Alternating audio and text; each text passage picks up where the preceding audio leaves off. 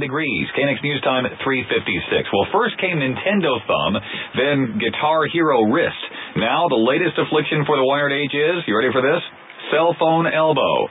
Medically known as cubital tunnel syndrome, the symptoms are numbness, tingling, and pain in the forearm and hand. Sound familiar?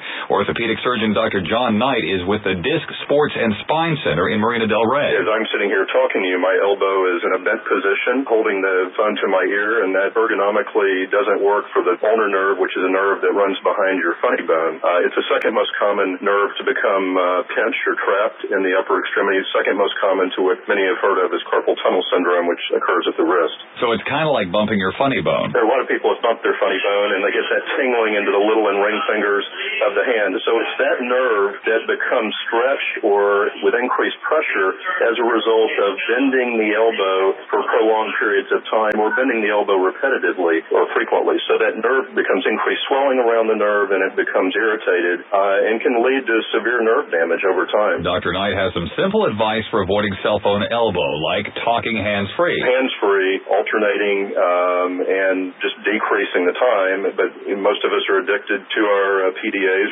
or cell phones now, and so it's easier said than done. But I think if you start getting symptoms, you got to look at this quickly so it doesn't become irreversible. If hanging up the phone doesn't work, the next step is seeing a doctor. Usually nerve tests are run to determine the severity of it by a neurologist, and then first treatment is anti-inflammatory medication. Therapy in some cases may be helpful. If that doesn't do it, then surgery is a last resort. So you might want to call the doctor from a landline. Again, if you're holding the phone in that position while you're on a landline, it can do the same thing. That's why in the office place, it's important to go with a headset for many reasons, from the neck to the fingers. The less you can hold your arm in that position, the better off. Orthopedic surgeon Dr. John Knight, KNX News Time 3:58.